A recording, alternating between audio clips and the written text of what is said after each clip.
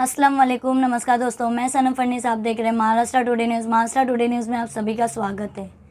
आज हम आपको जो वीडियो बताने जा रहे हैं, ये कलवा मुमरा MIM के अध्यक्ष सैफ पठान ने जो प्रेस कॉन्फ्रेंस रखी थी उसकी वीडियो है। प्रेस कॉन्फ्रेंस रखने का रीज़न ये था कि उन पर कुछ आरोप लगे हैं और उन्हें तड़ीपार का नोटिस भी दिया गया है, जिसकी वजह से उन्होंने ये प्रेस कॉन्फ्रेंस रखी थी। क्या कहा है उन्होंने, देखिए इस वीडियो में। ये हम लोगों को यहाँ आज प्रेस कॉन्फ्रेंस करनी ही थी। ये तो मुद्दा अर्जेंसी में आ गया तो बुलाना पड़ा, नहीं तो हम लोग आज शाम को इत्मीनान से करने ही वाले थे।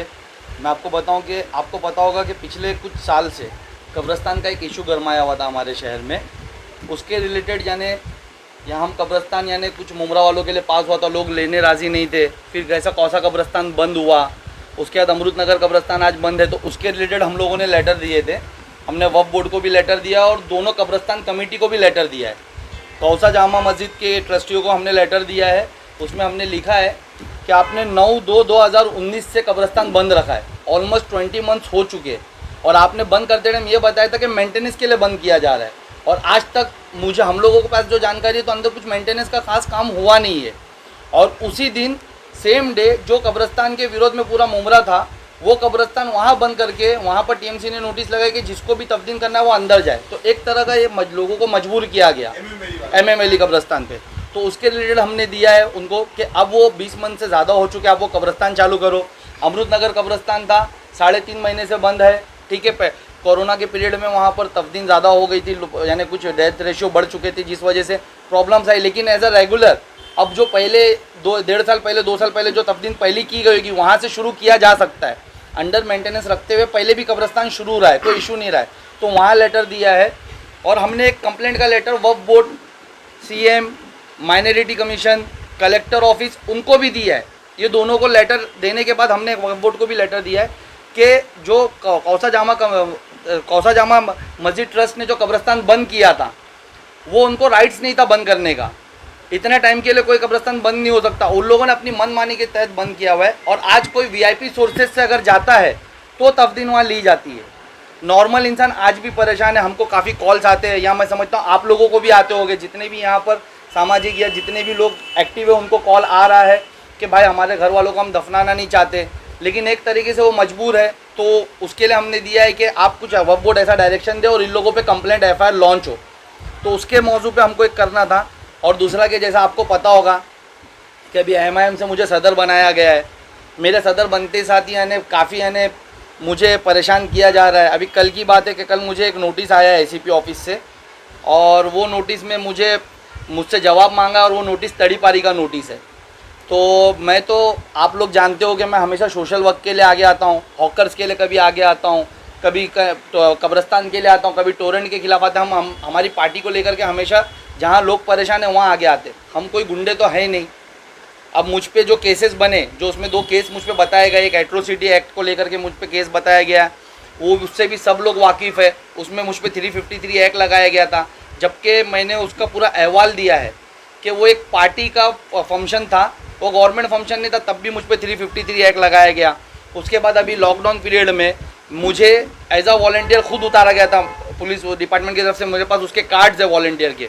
वो कार्ड होने के बावजूद अगर वहाँ पर कहीं एक जगह पे झगड़ा हो रहा था, 2 मिनट, वहाँ जा कर के वो झगड़े को रुकाया था, मिटाया था, तो उसमें मुझ पे इल्ज़ाम लगाए गए, उसके वीडियोस वायरल किए गए, पॉलिटिकल प्रेशर बना करके उसमें मुझ पे 188 लगाया गया। अगर आप लोगों ने मुझे वॉलंटियर बनाया था तो आप लोग मुझ पे केस करते हो, 149 की धारा मुझ पे लगाई गई, साथ में 326 जैसे गंभीर आरोप मुझ पे कर दिए गए।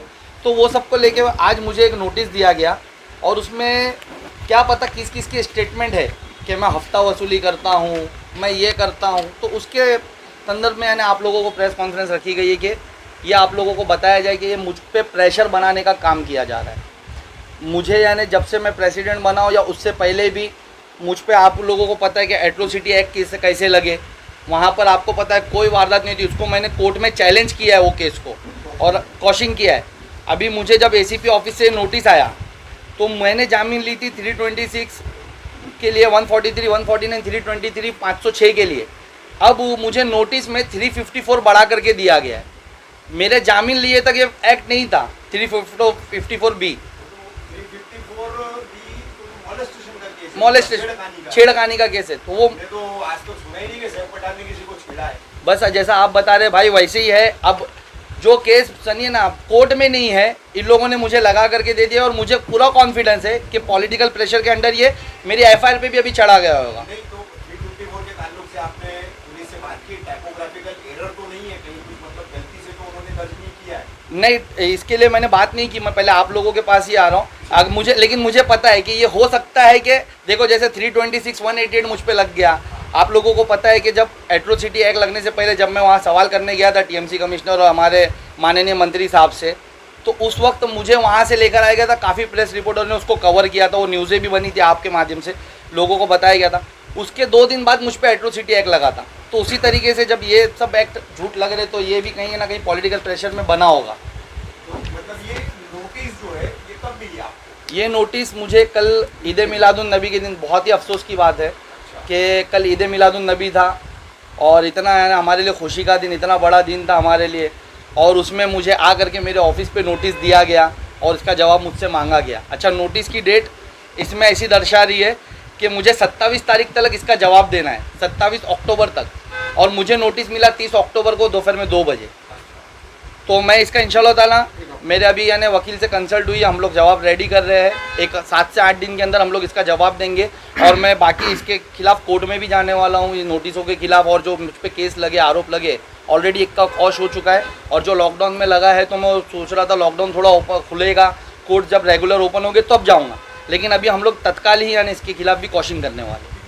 अभी महीना भर ही हुआ है कलवा मुमरा एमआईएम की सदारत मिलने के बाद फौरन ये नोटिस आई है, तो किस अंदाज में ले रहे हैं आप इस नोटिस को, इस पूरी गतिविधियों को, क्या कहेंगे इस पर? देखिए कि एक कैसा है कि अब अंडर पॉलिटिकल प्रेशर ही बोलिए कि मेरा जो एट्रोसिटी एक्ट है उसकी जामीन के लिए मुझे एसीपी ऑफिस बुलाया गया था। और जब वहाँ पर मैं पहुँचा, मेरे साथ मेरे साथी भी थे, लिसान अंसारी, वलटकर सर वहाँ मौजूद थे। एसीपी सर ने एक राय बना रखी थी मेरे बारे में कि तू गुंडा है। अच्छा, मुझे कंटिन्यूसली वो एक ही टोन कर रहे थे कि तू गुंडा है, तू गुंडा है, तेरी कंप्लेंट्स आती है। बोला सर अगर मेरे खिलाफ कोई कंप्लेंट आती है, आप मुझ पर प्रेशर बना रहे हो। मेरे खिलाफ कब, जब मैंने कोई गुनाह नहीं करा तो आपके वहाँ से मुझे कंप्लेंट वो आ जाती है, मेरे पे एनसी हो जाती है, एफआईआर हो जाती है। और आज आप बोल रहे मेरी कंप्लेंट आ रही है और आप लोग एफआईआर नहीं ले रहे। तो मुझे उन्होंने वो कॉलम बताया, बोले वो कॉलम देख, जल्दी तेरा नाम वो कॉलम में आएगा। तो अंदाज़ा तो मुझे हो गया था कि शायद मेरे प्रेसिडेंट बनने के बाद कोई बंदे को तकलीफ़ हो गई है और वो कहीं ना कहीं से प्रेशर बिल्ड कर रहा है और ये सब बातें हो रही। फिर उन्होंने पूछा कारोबार क्या करता है, कोर्ट जाता है, कोर्ट में तो कारोबार क्या करता है। तो मैंने बताया कि भाई मैं केबल संभालता हूँ, मेरे मामा वगैरह का। तो बोले हाँ केबल वाले तो सब गुंडे होते। तो मैंने कहा सर जब आपने राह ही बना ली मेरे लिए कि मैं गुंडा हूँ, तो मेरा एक्सप्लेनेशन का कोई मतलब नहीं है। मैं सिर्फ मेरे समाज के लिए, मेरे शहर के लिए कुछ गलत देखता हूँ तो आगे आके लड़ता हूँ। अगर उसके बाद आपको लगता है मैं गुंडा हूँ तो मैं कुछ बदल नहीं सकता। तो उन्होंने तो उसी टाइम मुझे इशारा दे दिया था कि जल्दी ये तुझ पे होगा। ये मतलब राजनीतिक दबाव के चलते मतलब सब कुछ हो रहा है, ऐसा कहना है? राजनीतिक दबाव के चलते ही हो रहा है ये सब। नहीं तो आप बताएं मुझे कितने जन शहर में मौजूद है कि 2 केस पे उनको तड़ीपारी का नोटिस दिया जाता है? कितने जन शहर में ऐसे मौजूद है? यहाँ पर मुझे पता है लोगों की केसों से लिस्ट बड़ी पड़ी है। अच्छे पॉलिटिकल जो पॉलिटिशियन है उनके, हम तो पॉलिटिशियन और सबके सब पूरा डिपार्टमेंट जानता है कि ये केस मुझ पे जो बनाए गए दोनों भी फेक केसेस है। ये कहीं ना कहीं पॉलिटिकल प्रेशर्स के अंदर बनाए गए। मेरे पास स्टेटमेंट है सामने पुलिस वालों के कितने कि बेटा हम तेरे को बनाना नहीं चाहते थे लेकिन प्रेशर इतना आता है, तेरा नाम आ जाता है। तो वो प्रेशर्स पे बनाए गए केसेस है। उसके लिए मुझे ये नया प्रेशर बनाया जा रहा है। उसकी वजह मैं आपको बता रहा हूँ कि कब्रस्तान के लिए, टोरेंट के खिलाफ अभी हम लोग भूख हड़ताल पे बैठने वाले थे। हमारे बीच में पार्टी की मीटिंग हुई थी, हम लोग जल्दी 5 से 10 तारीख के बीच में भूख हड़ताल पे बैठने वाले थे। वो एक प्रेशर है। हॉकर जोन के लिए आपने देखा होगा जब भी मैंने मांगनी की है, मैंने लिखित में मांगनी की, मेरे पास पूरे लेटर्स है और मैंने हमेशा लीगल हॉकर जोन शहर में मांगना है। क्योंकि आप देखो यहाँ पर जितने हॉकर्स हैं ना, ये काफ़ी टाइम से मेरे पास आते थे, परेशान रहते थे, भाई हमारा बायोमेट्रिक सर्वे हो चुका है, हमारा इतना पेपर बनने के बाद भी हमको लीगल हॉकर जोन नहीं दिया जा रहा है और हम लोगों पे जुल्म किया जा रहा है। और जुल्म किससे छुपा नहीं है, मैंने काफ़ी लोगों के न्यूज़ में देखा उनकी गाड़ियाँ तोड़ते हुए, उनके ऊपर जुल्म करते हुए। एक तो प्रशासन की खुद की गलती कि वो उनको लीगल हॉकर जोन नहीं दे रहे, ऊपर से उनको और बेचारे गरीब यहाँ वहाँ से मेहनत करके पैसा ला रहे उनको। तो उसके लिए कभी हम आगे आके आवाज़ उठाते तो वो आवाज़ ना उठे। मेरी आवाज़ को दबाने के लिए, हमारी पार्टी को प्रेशर करने के लिए, आपको पता ही होगा कि एमआईएम को यानी हर जगह टारगेट किया जा रहा है। इससे पहले हमारे भिवंडी प्रेसिडेंट को भी इसी तरीके से टारगेट किया गया। आज मेरी बारी है, आगे और किसी की होगी।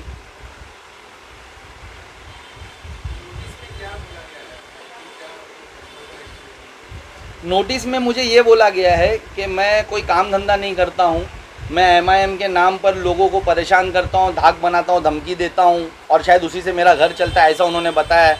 मेरे साथ उन्होंने मेरे छोटे भाई को टारगेट किया है कि वो चक्कू लेकर रोड पे घूमता है, यानी मेरे तक नहीं। अब आप बताओ, मेरे छोटे भाई को सब जानते हैं, उसका हाथ नहीं है इतना, वो हैंडीकैप है और वो चक्कू लेकर गुंडागर्दी करता है, इनके नोटिस में लिखा है। वो उसका बोला गया कि काम धंधा नहीं करता, जबकि मेरे पास उसके पूरे कार24 या उससे पहले जो कंपनी में काम करता था उसके पूरे प्रूफ्स है। उसको कार24 की तरफ से सम्मानित किया गया है सेल्स में पूरे बॉम्बे में। तो बंदा यहाँ रह के तो वहाँ पर काम नहीं कर सकता, तो वो वहाँ काम करता, वो दिया गया है। फिर उसके बाद कुछ 2 स्टेटमेंट उसमें लगाए गए, वो फॉल्स स्टेटमेंट, उसका मैं अहवाल मांग रही है, मेरी वकील मांग रही है कि कोई ने वो लगाया कि मैंने किसकी रिक्शा ली, उसको भाड़ा नहीं दिया, मैंने उसको धमकी दी कि मैं तेरा 800 रुपया नहीं दूंगा, मेरा नाम फला। अब आपको पता है कि केसेस कैसे बनते। मेरे लिसान अंसारी भाई ने अमित गडकरी को वहाँ देखा भी नहीं, तो तब भी कॉलर भी पकड़ लिया और वहाँ पर ऐसा हमारी कंप्लेंट लिखी गई। तो उसी तरीके से सब केसेस बनाए गए। पार्टी लेवल पे देखिए, मैं कल फौरी तौर पे जब मुझे नोटिस मिला तो मैंने पार्टी से कि मेरे आला जो है फयाज भाई मुंबई प्रेसिडेंट, उनसे बात की। फिर इम्तियाज़ जलील साहब का मुझे सामने से फ़ोन आया, उन्होंने कहा कि बोले ठीक है आप लीगल फॉर्मेलिटीज़ में चले जाओ इसके खिलाफ़, अभी हम लोग बिहार के इलेक्शन में बिजी है, हम जैसे 5-6 दिन में फारिग होते हैं वहाँ से, वहाँ पर जो प्रचार बंद होता है, तो इंशाल्लाह ताला इम्तियाज़ जलील साहब खुद यहाँ आएंगे, फयाज भाई खुद आएंगे, उसके बाद वापस से प्रेस कॉन्फ्रेंस भी होगी और कमिश्नर सर से मुलाकात भी होगी इसके संबंध में।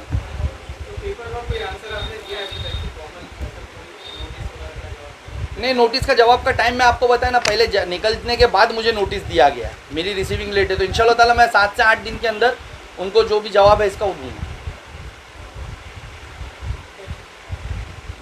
आलम भाई, आप क्या खिलाफ जो है तड़ीपारी की नोटिस निकाली है, तो क्या सोचना है आपका कि कैसे हो रहा है ये सब कुछ और इस पर क्या पार्टी की तरफ से होगा? रफीक भाई, बिल्कुल हम पूरी पार्टी MIM हमारे अध्यक्ष के साथ में रहेगी। इनके साथ में जो नाइंसाफ़ियाँ हो रही है उसके खिलाफ हमारे आला कमान से भी बात चल रही है, जैसे कि अभी सर भाई ने भी बताया। और इंशाअल्लाह ताला जिस दिन इलेक्शन ख़त्म हो जाएगा, बिहार का इम्तियाज़ जलील साहब को हम रब्ता करेंगे, उन्हें बुलाएंगे यहाँ पे शहर में, और जो ऐसे हालात खड़े कर रहे हैं हमारे सदर के साथ में, मतलब गलत जो केस बन रहे, उसके लिए हम लोग कमिश्नर से मुलाकात करेंगे इंशाल्लाह। ठीक है, जो ये प्रेशर मुझ पर बिल्ड करने की मेन वजह कहाँ से शुरू हुई मैं आपको बताता हूँ। हाँ, ये लेटर मैंने मुख्यमंत्री, अल्पसंख्यक मंत्री, हमारे यहाँ के जो मंत्री है जितेंद्र अवार्ड, उनको, अर्बन डेवलपमेंट, सब तरफ ऐसा 11 जगह मैंने लेटर दिया था। 1550 बिल्डिंग का जो मसला है शहर में बना हुआ है, धोखादायक का, जिसको TMC ने नोटिस लगाई है, तो उसके रिलेटेड मैंने लेटर दिया था 14 अगस्त को। और 15 अगस्त को आप लोग को पता है कि हम लोग कोई भी पॉलिटिकल यानी उस दिन काम नहीं करते, लेकिन फिर भी हमारे मंत्री साहब के पास जैसे ये लेटर पहुंचा 15 अगस्त को, वो लाइव आकर के इल्लीगल कंस्ट्रक्शन के खिलाफ बोलने लगे। मैंने इसमें साफ तौर पे लिखा था कि जो मंत्री अपने क्षेत्र में बिल्डिंगें इल्लीगल काम नहीं रोक सकता, वो पूरे महाराष्ट्र को क्या संभालेगा। और यहाँ पर इतने धड़ाधड़ से काम हो रहा है, आज ये इल्लीगल कामों की वजह से शहर के 20 बिल्डरों की वजह से 13 लाख से 12 लाख की जो आबादी वो परेशान है।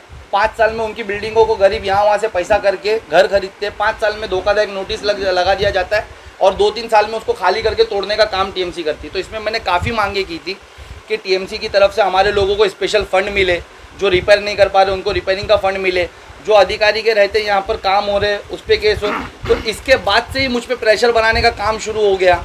मुझे यानी मेरी कंप्लेंट भी है, मुमरा पुलिस चौकी में भी मैंने लिखित में कंप्लेंट दी है, मैंने सब तरफ दी है कि मेरे को यानी धमकी दी जा रही है, मुझे कुछ अननोन पर्सन आकर के बाइक पे धमकी दे रहे, ये मैंने कंप्लेंट दी है 4/9/2020 को चौकी में, कि मुझे यानी ACP ऑफिस, कमिश्नर ऑफिस, सब तरफ, कि मुझे अननोन पर्सनों से थ्रेट मिली जा रही है कि अब तो ये कब्रस्तान की मिट्टी के खिलाफ भी मैंने डाला है, एंटी करप्शन में देकर आया हूँ मैं लेटर, उसके भी लेटर्स है, वो लेटर्स मैंने डाला है। ये देखिए मुमरा कौसा शहर में जो यानी मट्टी भरने का काम हुआ था, जो घोटाला हुआ था, उसकी, हाँ, भरनी घोटाला के अगेंस्ट भी मैंने लेटर देकर आया। तो उस सब पे मेरे को ट्रीटिंग आने शुरू हो गई थी। तो मेरी ट्रीटनिंग पे, मेरी कंप्लेंट में जो ट्रीटनिंग मिली उस पर कंप्लेंट देने पे अभी तक मुझे बुलाया तक नहीं गया कोई भी ऑफिशियल, कहीं स्टेटमेंट भी नहीं हुआ।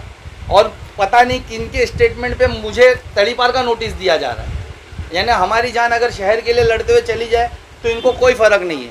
लेकिन अगर हम शहर के कुछ लोगों को बचाने के लिए अगर मेहनत करें, काम करें, तो हमको तड़ीपार का नोटिस दिया जाएगा। और भी हॉकर्स के लिए मैंने लेटर्स दिए, रेलवे के लिए आपको पता है मैं लड़ ही रहा हूँ कंटिन्यूसली, एक्सीलेटर्स के लिए मैंने अभी लॉकडाउन में वहाँ पर लेटर देकर आया था, उसके खिलाफ मेरी भूख हड़ताल आगे होने वाली। जैसे ही लॉकडाउन खुलेगा हम उसके खिलाफ बैठेंगे। आप बताओ, हमारे मंत्री साहब वहाँ पूरे यहाँ से लेकर 21 स्टेशन तक आप जाके देख सकते हो, कल्याण से लेकर वीटी तक सब पे एस्केलेटर्स है, मुमरा पे नहीं। उसके लिए क्यों नहीं बोलते कभी? हम बोलते तो ये सब चीज़ों के लिए जो है ना मुझ पे प्रेशर बनाया जा रहा है। लेकिन अल्लाह ने चाहा तो कोई फ़र्क नहीं पड़ेगा, हम लोग जैसे लड़ते आए हम इसका भी जवाब देंगे।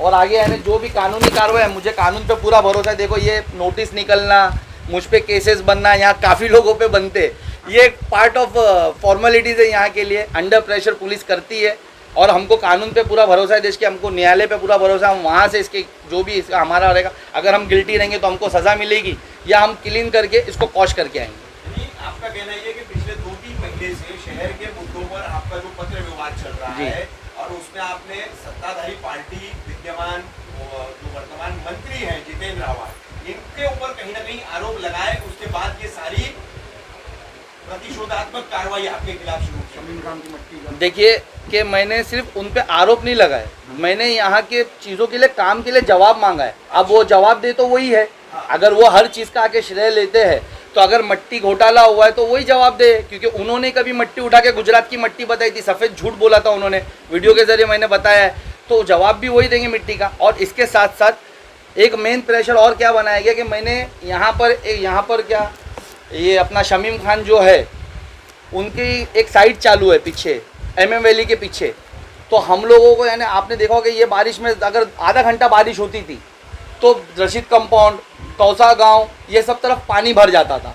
तो हम लोग यानी इसको ढूंढ रहे थे कि पानी भरता क्यों। तो हम लोग जब पहुँचे तो पीछे हमको पता चला कि कोई बिल्डर काम चालू किया है और जो नेचुरल नारे थे हमारे बड़े बड़े उसको छोटा कर दिया गया भरनी में, जबकि वो मैंग्रोव्स की जगह है। उसके पेपर्स है मेरे पास मैंग्रोव्स के, तो मैंने वो तलाटी से पूछा कि ये भरनी कौन कर रहा है, ये मैंग्रोव्स क्या है। तो उसके बाद से मुझे ट्रेनिंग उसके बाद से ज़्यादा शुरू हुई कि ज़्यादा हीरो नहीं बनना शहर में, हमारे काम को होने देना, काम तो वैसे भी होगा, कितना जाता है जा, हम लोग का काम तो होगा, इस तरीके के। फिर कोई उनके एक नेता ने कहीं पे किसी से मुझे मैसेज भेजा है कि मेरी यानी सीधी टांग को टेबल पे रख के काट दिया जाएगा। हमने जवाब में कहा ब्रश करके आना। तो वो सब चीज़ें नॉर्मल होती रहती है, वो मुझसे उन लोग का हमेशा चलता रहता है। फिर यानी ये सब आरोप लगाना, ये तड़ी पानी, तो ये सब होता रहता है, लेकिन शहर को इसका हल नहीं मिल रहा है। जैसे अभी अगर वो नाले, आप बताओ कि अगर मैंने पूछा, अगर मुझे दिखा कि रशीद कंपाउंड के लोग तकलीफ़ में है, हर आधे घंटे में बारिश में नीचे दुकानों में पानी भर जा रहा है, बहुत से लोग वहाँ पर नीचे बैठी चालों में रहते हैं, उनके घरों में पानी भर जा रहा है, उनका नुकसान हो रहा है, तो एक बिल्डर के लिए उन सबको नुकसान क्यों।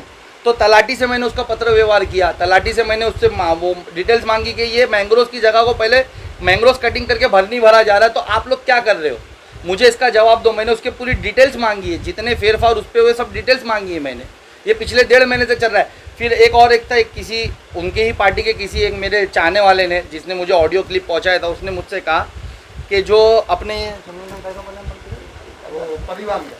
शमीम भाई जो परिवहन के मेंबर्स बने हैं, वो मेंबर्स की कुछ सर्टिफिकेट वहाँ पर जो दी गई है उसको क्रॉस वेरीफाई करो, सर्टिफिकेट कुछ ओरिजिनल नहीं है। तो वो सर्टिफिकेट के लिए मैंने परिवहन में जा करके यानी थाना डेपो पे जा करके, जो उनका हेड ऑफिस है वहाँ पर जा करके मैंने उनका पूरा अहवाल मांगा है, पूरे एक सर्टिफिकेट्स मांगे कि अगर ऐसा एक बंदा जो आज यानी समझो एक लेट से कि अभी तो मुझे पता नहीं वो पेपर मिले नहीं, मुझे पेपर मिलेंगे, तो अगर वो आज ऐसे जाली सर्टिफिकेट लगा करके ऐसा क्राइम करके अगर आज कोई पोस्ट हासिल करता और उनके बनने के बाद फ़ायदा क्या हुआ शहर को, आप बताओ। अगर कोई काबिल बंदा, पढ़ा लिखा बंदा वहाँ बैठता तो शायद हमको पूरे बस स्टॉप मिलते, एक खम्बा नहीं मिलता।